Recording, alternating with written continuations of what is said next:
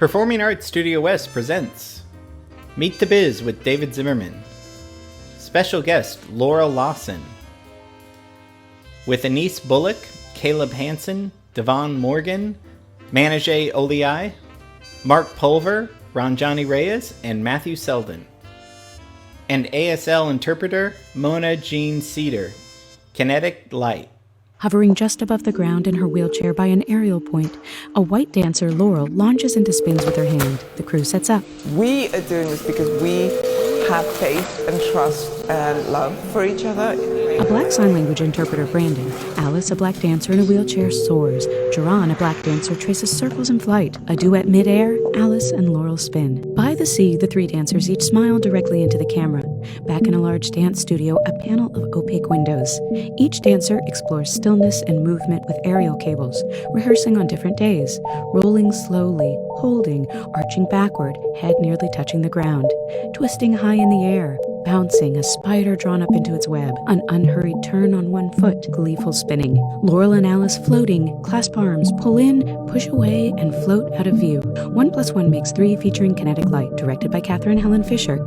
Past, present, future, with captions, ASL, audio description, allarts.org, at allartstv. Welcome to Meet the Biz.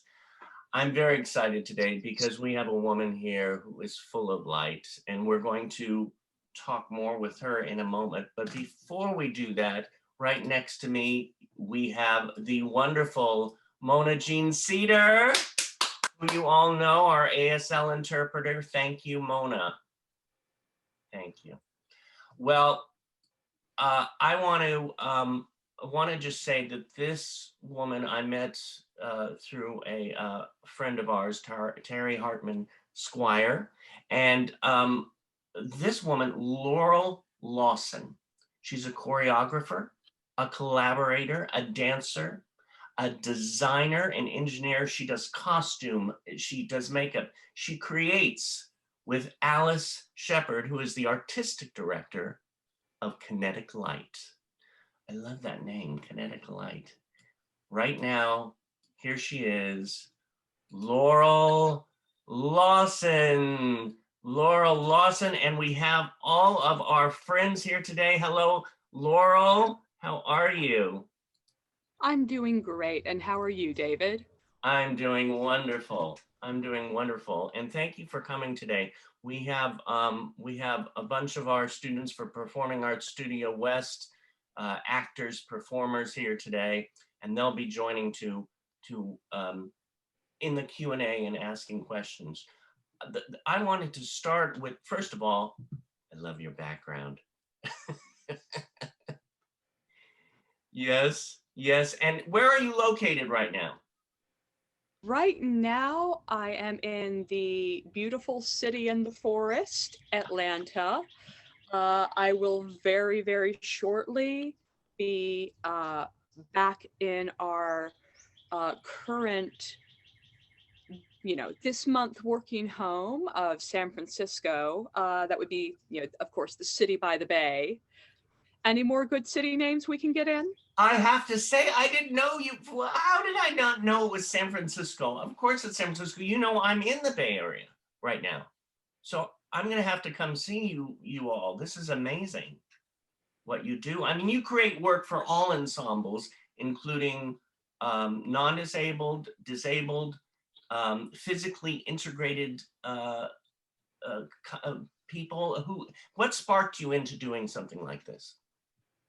I became a dancer. I became a professional dancer in 2004.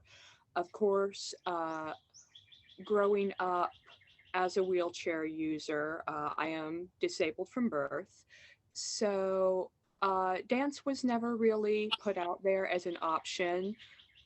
So I trained in music and theater, in design, went to school in engineering and design, and became a dancer initially with Full Radius Dance, based right here in Atlanta.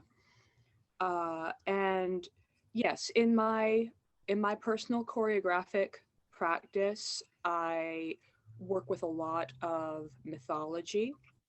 I do a lot of uh, work with those archetypes and those deep stories. Those things that uh, are going to resonate with a lot of audiences. We've all read the manuals, we all know what the hero's journey is. So picking out those strings and seeing how that can be made to resonate with different performers and different audiences and different nuances to the story. So yes, I have choreographed for of course for disabled dancers as a technician and teacher for dancers using manual wheelchairs, uh, as well as disabled dancers and other embodiments, for non-disabled dancers, for physically integrated ensembles. And with Kinetic Light, we focus on disability arts, productions, evening length multidisciplinary productions in which all the performers, all the lead creative positions are disabled artists. Oh, this is wonderful. This is wonderful. And I love how, you were talking about it. It feels so ethereal, creative, and it's such a perfect place in the San Francisco Bay Area to have this. Did you grow up across the country and then come to San Francisco? I actually am still based in Atlanta. I'm an Atlanta native, and this is home base. But Kinetic Light is truly a national company. So the company works largely really out of New York. In this pandemic time, we have been all working out of San Francisco. We were very fortunate to receive support since as dancers, of course, doing on-site work, doing partnering, it was not possible for us to continue the work we were making without being physically together. So we were very fortunate to be able to have the support to quarantine and create a bubble structure for the company, which, for people who've been on tour, this is tour to the next level of intensity, because we're not only living and working together, but there is no outside. Right. Everything, it's all togetherness all the time. Yeah. But our lighting and projection designer, Michael Mag, is in Oregon, the resident lighting designer at the Oregon Shakespeare Festival. And our artists and our crew come from all over the country, every corner. So yeah, Kinetic Light is truly a national company, and the first major professional company in the US comprised solely of disabled artists. This is sounds amazing. I want to keep on asking questions. I have all these questions in my mind to ask you, but we have this amazing group of artists. So I'm going to bring them on one by one, and we're going to start with Anise Bullock, who is such a talented artist herself. And here is Anise Bullock. Hello, Anise. Hello. Hello. Nice to meet you. I have a question. Usually dancers, they start off in a different way. For me, I started off, of me being a dancer, I started off watching Barbie movies, and that helped me went through to now. I have a question for you. How did you start it off of being a dancer? So I mentioned that I trained primarily in music and in theater as I was growing up. Um, I trained pretty intensively. My plan at one point actually been to go to conservatory for a music degree.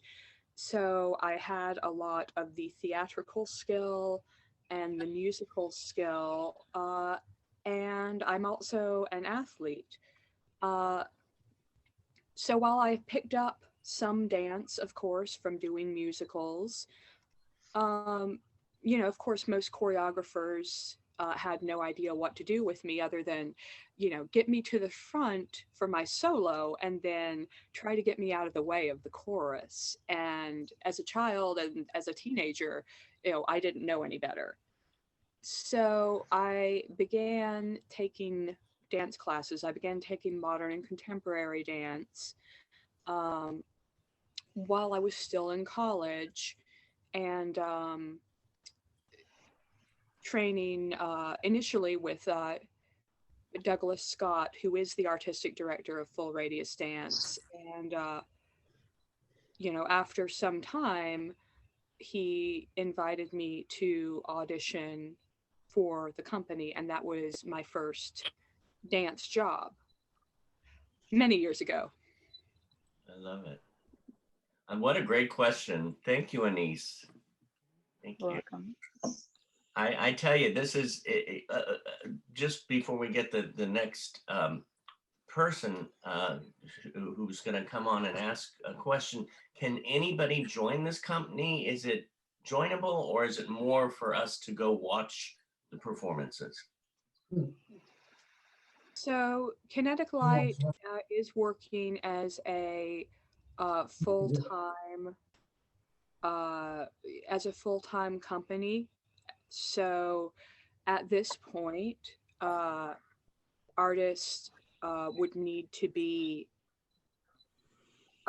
ready to work at a professional level to be able to travel and live in residency and on tour with us.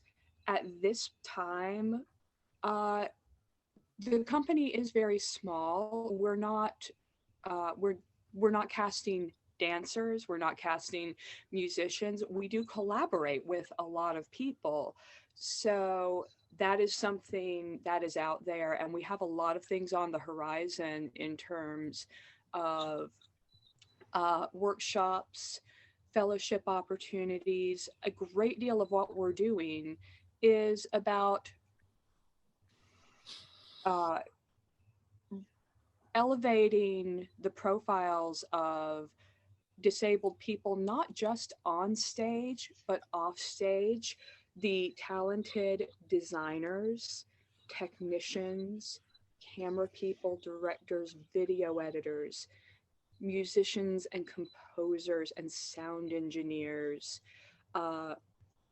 audio describers, interpreters. So, people pay a lot of attention to who is on stage, but everyone who's not on stage is at least as important. And that's really a huge focus for us right now. So we're working to build out programs to be able to collaborate with people as quickly as possible. This is great. This is great. And and is there a time you think that there might be open auditions at a time, or right now it's focused on all these different possibilities that you mentioned? Right now I couldn't even begin to answer that question. Right. We are, right now we are making our next work called Wired. Oh. So we are headed into the studio and hard at work to make that piece, to complete the choreography, the design. We have a solid chunk of time allotted later this year for adding the projections and bringing everything together on that. So the company's focus right now is on making and completing that piece. Nice. And you may have seen just a little bit of that in 1+1 Make 3, which is not about Wired. It's not even about the making of Wired as a piece. It really is just that little moment. It's a snapshot of our process in the studio. But that did show you some of the aerial work and some little snippets, not of the choreography, but of the choreographic exploration that we're currently working on. Oh, beautiful. So I can say that that is where we are this year, and we're working on, in the next year, among other things, we'll be touring that work as well as our previous work, Descent, and other pieces. I love it. We have Caleb Hansen now, who would like to come on and ask a question. Caleb, hi. Hi. Well, my question is, did you dance when you were a child? Yeah, did you dance as a child? I did not. I have been disabled from birth, Caleb. So I got my first wheelchair when I was 4.5 years old, and at that time, uh, dance for disabled children simply was not a thing. It's starting to change a little bit now, and one of my particular interests, we have hundreds of studios now that want to offer inclusive dance classes.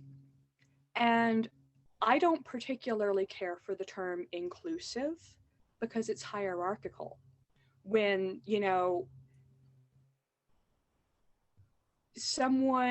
when someone is being included, that means someone is doing the including. And there's a weird power dynamic there. I think both people should be equal. I think both people should have equal access. So, a lot of the times, what we get with these inclusive classes is that you have a teacher who only knows how to teach non-disabled children, and here's a child, who might use a wheelchair or who might use crutches or who might have a cognitive disability or who might have a sensory disability, and they don't know how to teach this child because we don't need to learn exactly the same things. For example, if you go to a ballet class, everyone's doing exactly the same thing. Well, maybe we need to learn something a little bit different.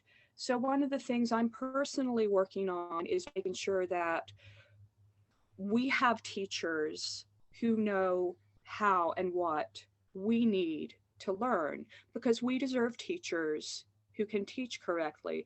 For all of us who want to go into working professionally, we need and deserve that quality of instruction, rather than just, yeah, you can come to class and maybe you'll learn something, but it doesn't really matter because you're not going to be a professional anyway. No, that's not right, and that's not fair, is it? Good question, Caleb. Good question. Thank you, David. Thank you. Next, we have the wonderful Ranjani Reyes. Ranjani. I'm here.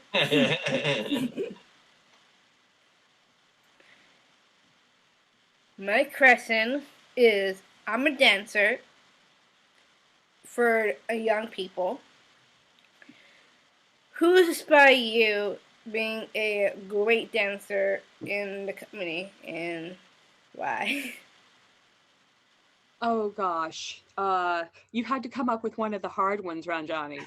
Yeah, I think I'm a dancer. I'm a young dancer with disability. So, what's a good advice for young dancers too? Um, let's see. Advice for young dancers. Well, one thing is that nothing you learn will ever go to waste. You know, it may Okay. seem like if you're learning something in school, or maybe you're learning something in dance class that doesn't immediately seem relevant, someday, somewhere, that information is going to come in handy. Um, I remember the very first time I was sitting and watching a ballet class. And of course, I'm bored out of my skull, you know, as a young student, because it's like, you know, I want to be in the class. I don't want to be watching the class. Yeah. But and it is, of course, entirely possible for any of us to study ballet. Uh, but one of the things that's important for me now when I'm working with non-disabled dancers, or with any standing dancer, it's absolutely critical that I understand and can work with ballet and ballet terminology, because you know I can't jump up from my wheelchair and show them what I want them to do. I have to be able to imagine it in my head and then talk them through it. I mean, you can kind of do it like this, but Oh yeah. but it looks a little silly, doesn't it? Like Yeah. plie, plie. Yeah, I was about late when it too. Right. So, you know, just as one example of, you know, anything you might have the opportunity to learn, even if you don't think it's very useful for you, take the opportunity and learn it, because someday, you know, it might be 30 years from now, but someday you will use it. That's a good advice. I like that. I love that. These are really great questions. Thank you for that, Laurel. That was it's I'm so glad we're doing this. I'm so glad we're doing Me this. too.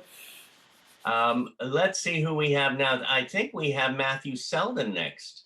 Mr. Matthew Selden. Da, da, da, da.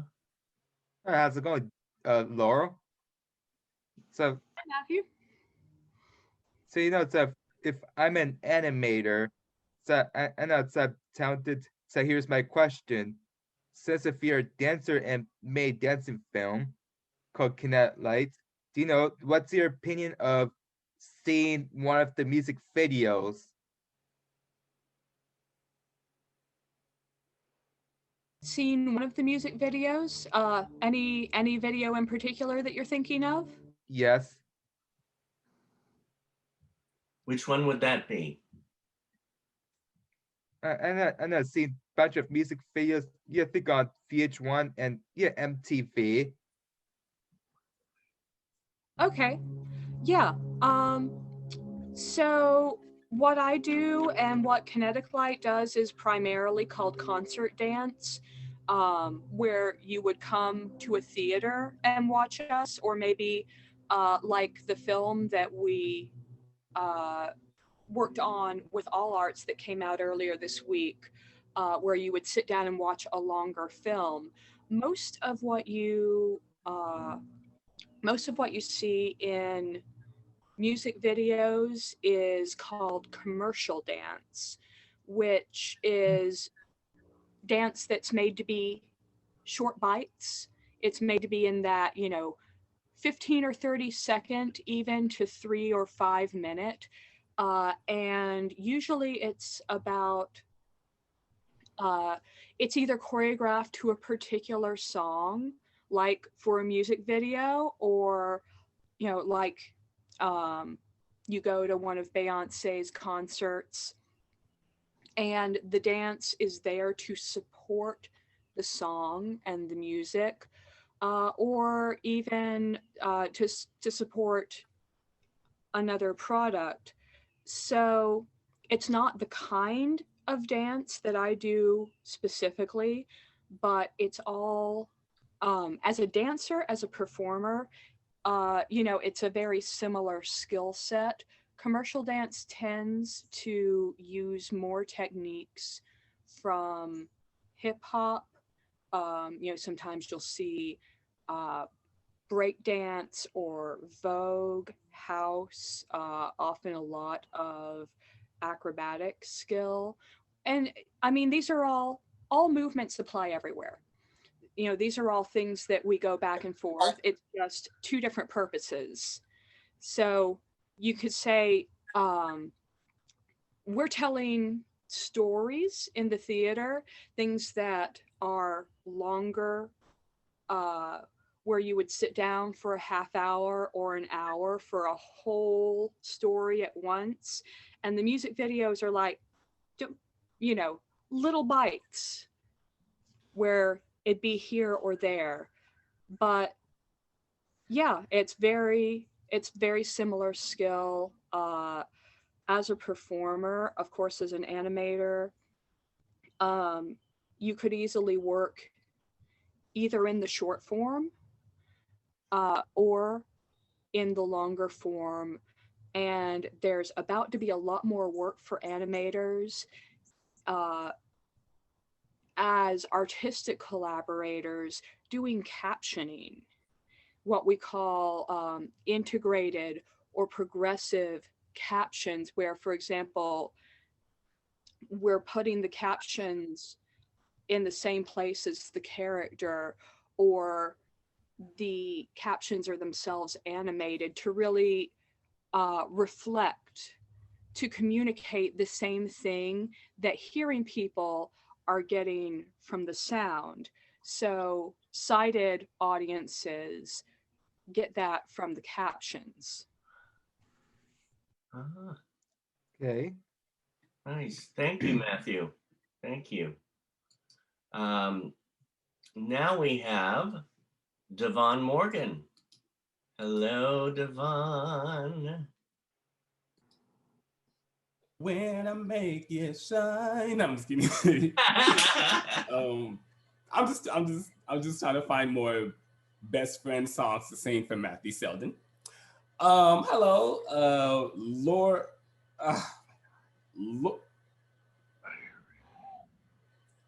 Laurel. You can think of it like Laurel and Hardy if it helps you remember it. Just don't tell me about it. Okay. Well, hi there. My name is Devon. Of course, I'm Matthew's big brother. I have a question for you. I don't know how I'm gonna answer it. I started dancing when I was like, I started watching musical movies, dance movies and stuff. My question for you is that, have you seen any dance movies at all to what's like, if you've seen a dance movie that inspired you, or some dance clips that really inspired you to dance? I honestly cannot say that I had. As I mentioned, I came to studying dance seriously when I was already in college. And by that point, it was very much about, I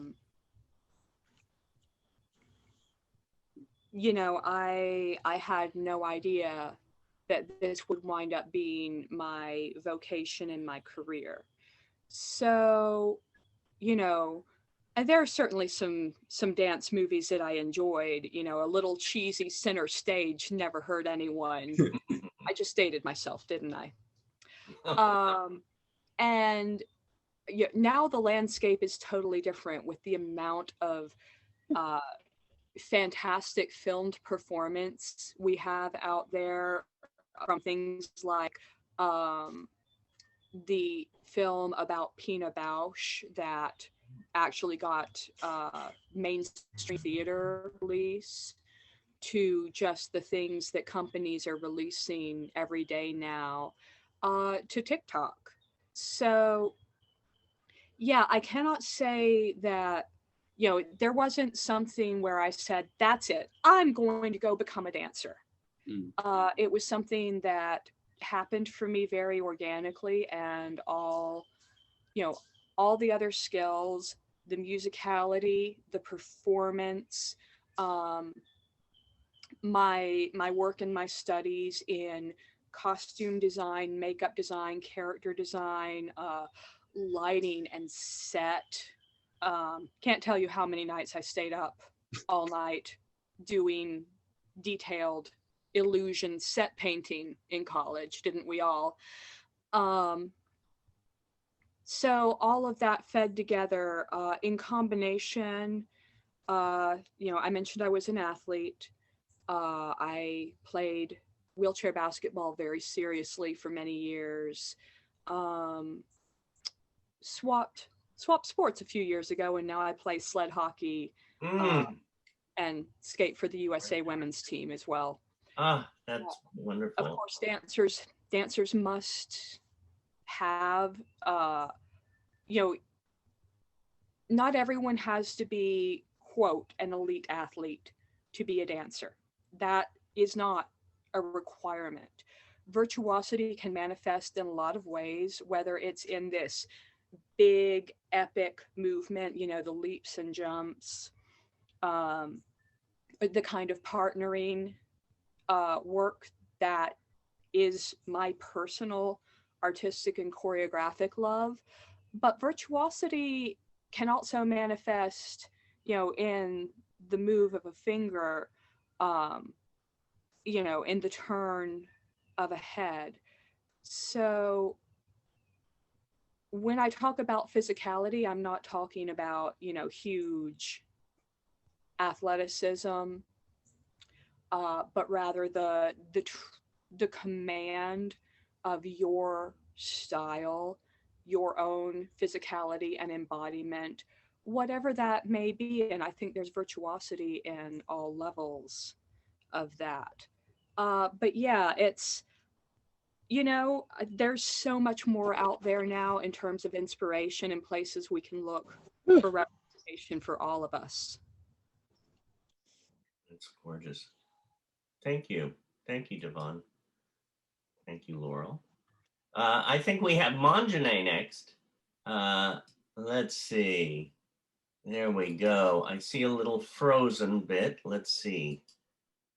Hello, hello. Are you there? Do you see a black screen there? We might have to come back to you. You seem to be frozen. So we're gonna come back to you and then go to Mark. Mark. Go. Am I? Have I got the floor now, David? You've got the floor and the ceiling. Okay, Laura. My name's Mark Culver, and I am a huge advocate and have passion for people with disabilities, just like I'm involved with North Regional. What? Yeah. Hello. Oh, is someone else talking? Hello, how are you doing? Yeah, I'm here. Oh, hold on a moment. Manjane will be right with you. Right after Mark. I'm not talking. Okay.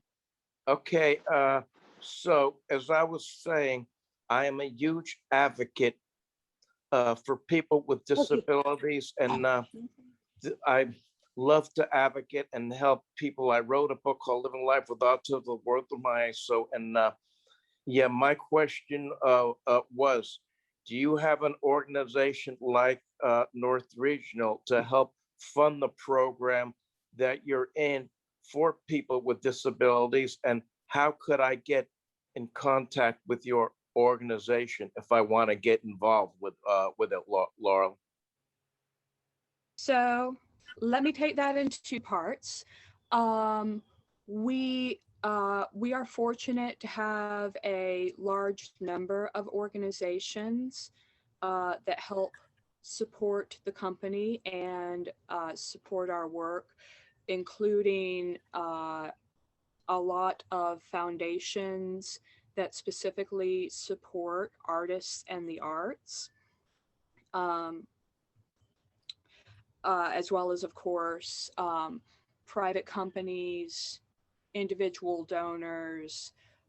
So it's really a lot of putting the pieces together and, figuring out how everything fits with all of our programs, from the professional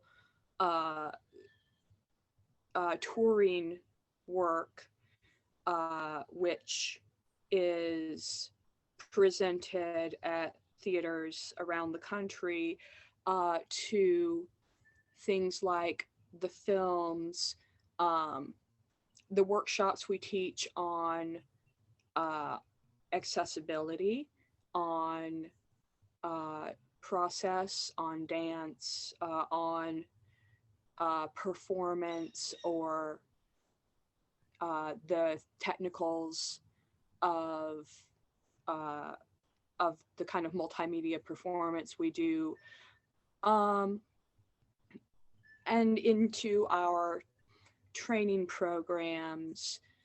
So there's a lot of moving pieces, and we do also partner with community organizations like yours whenever we perform in communities around the country and around the world. We do extensive outreach to work with the local advocacy organizations and programs that support disabled people, to make sure that the word's getting out about the classes and the trainings that we offer, so that we make sure that, there are tickets available and there's transportation for people to come and see the performances. So we do a great deal of that. Now, to get in touch with us, Kinetic Light is on the web, of course, at kineticlight.org, Facebook/Kinetic Light, Instagram/Kinetic Light Dance. And you can reach out to all the artists of Kinetic Light right now on Instagram. We may be busy, but we're pretty friendly. So I am at Worlds of Laurel, Alice at Wheelchair Dancer, Michael for Lighting and Projections at Long Red, and Jaron at Jaron Herman. So, Okay, yeah, so I just send you an email. Send you an email, I guess. That works too. Okay. Thank you, Mark. Okay. Thank you. And now we're coming back to Manjane. Manjane, We're here. hello. Hello. How you And doing? you're doing Zumba right now, aren't you? Oh yeah. Tell them about dance wheels. Oh, I was dancing with mommy. Dance wheels. A dance wheel. Did you ever hear of dance wheels? You do your dance wheel? You did it? It's dancing with wheelchair. We work with the with special needs and dances, cerebral palsy at Temple for years. And it was so beautiful. It was all kinds of dance You do from the 30s and dance. 40s, swing. Did you ever hear of Melinda Kramer? No, I'm afraid I'm not familiar with her. You might want to, it's such a beautiful dance, and they loved it. They lived for it. You love it? What's your favorite? What question would you have for Laurel, Manjane? You do dancing, do you dancing wheels? Mommy's got a tempo dancing. It was great. Do you travel to different places, to temples, to parks? Do you do it in different places or mostly in theaters? Near the theater.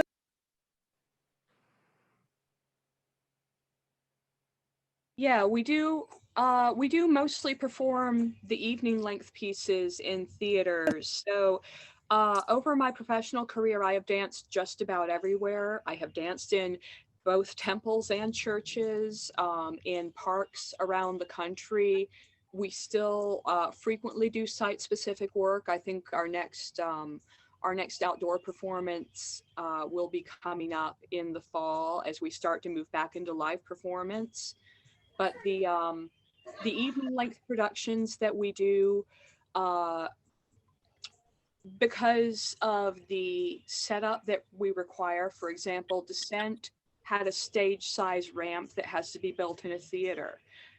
Wired that we're working on now has all the rigging and aerial equipment, and our lighting and projection set requires the resources of a theater.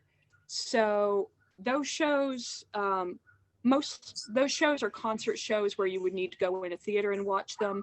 And then we have other works that we can do outside. For example, we have a set of small portable ramps, anywhere from 3 feet to 10 feet long, that we can drag around with us and put outside and do in the parks. Oh, that's good. Thank you, you like to Anjanae. dance? What? You like to dance? Oh, I bet. The dance. We should No, she all wants get to know. together and have a big dance fest is what I think. Thank you. Thank you, You're Manjanae. welcome. Mama's a good dancer. And thanks to your mama. I had two questions to ask. First of all, where are you performing next? You said you have something scheduled for outdoors? Well, we have a few things. We're still pinning dates down on the calendar. You know how it goes right now. Everyone's trying to Adjust to this new life. trying to get things settled and in place. I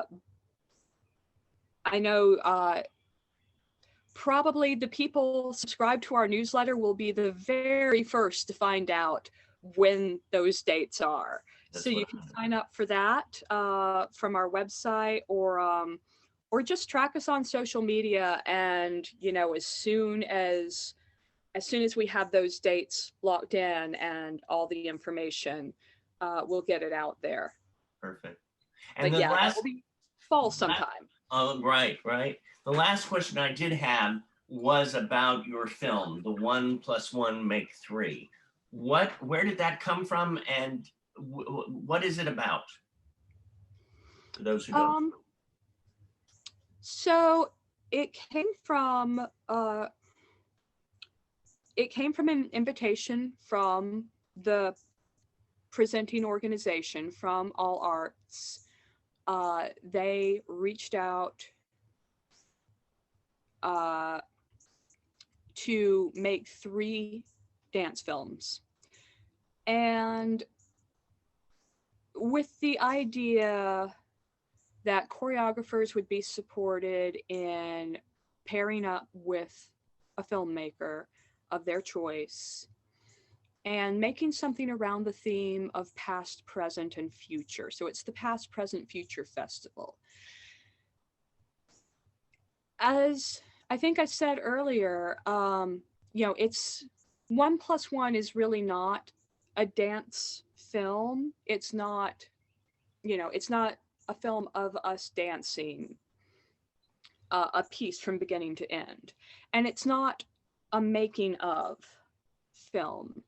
It is really an invitation into the studio with us, into a little bit of our process, into the way that we're working from the beginning. We're working thinking about access. We work,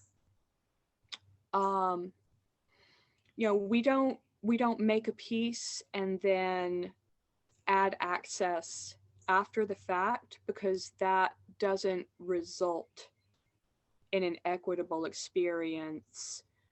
Everybody should have the same kind of rich first person experience of an artwork. And for us, that really means that all the components need to be created from first principles. So we're not making a dance and then we come along later and say, okay, and we'll translate it to this and this and this and this. We don't think there is one right way to encounter art. So if we're making a dance, well, what is a dance? Dance is not, watching a dance isn't the one true way. So we're creating this artwork using this embodied kinesthetic research.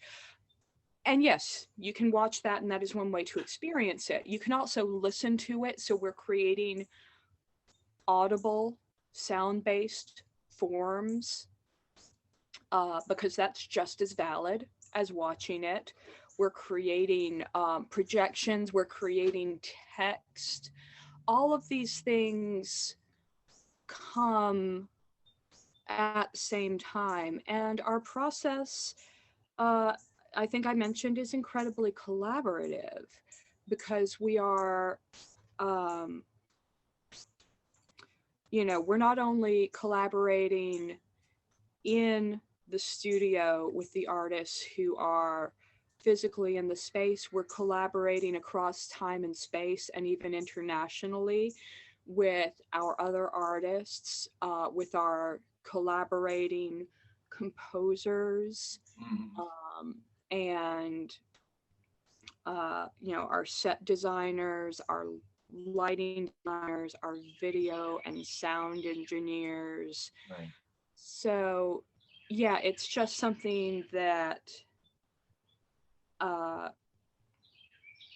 that is really where the work lives, is in the collaboration, and the work emerges from there. So yeah, the 1+1 is really, the title comes from a favorite saying of mine about creativity.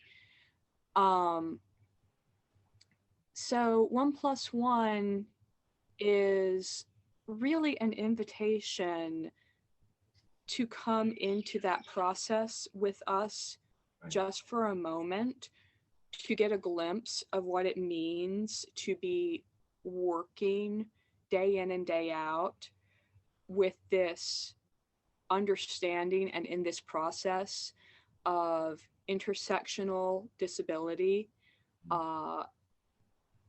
to seek to amplify disability through what we do, to create the artistry that only our bodies can create. Well, so, yeah, there's the film in a nutshell. Thank you. I'm going to your website right after this, signing up and watching the videos. Thank you so much, Laurel. Thank you, Mona Jean. Thank you, everyone. And such a blessing to have you on here. And wow, I love it. Thank you. Here at Meet the Biz, Laurel Lawson. Thank you, Kinetic. Thank you, guys. It's been a pleasure. Thank you, guys. Very much. Laurel Lawson. Host David S. Zimmerman. With Denise Bullock, Caleb Hansen, Devon Morgan, Manoj Oliai, Mark Pulver, Ranjani Reyes, and Matthew Selvin. Special thanks, Terry Hartman Squire. ASL interpreter, Mona Jean Cedar. Laurel and Mary Claire can be found at Kinetic Lights 1+1 Make 3, can be witnessed on All Arts Past, Present, Future Dance Festival with 4 options of accessibility features.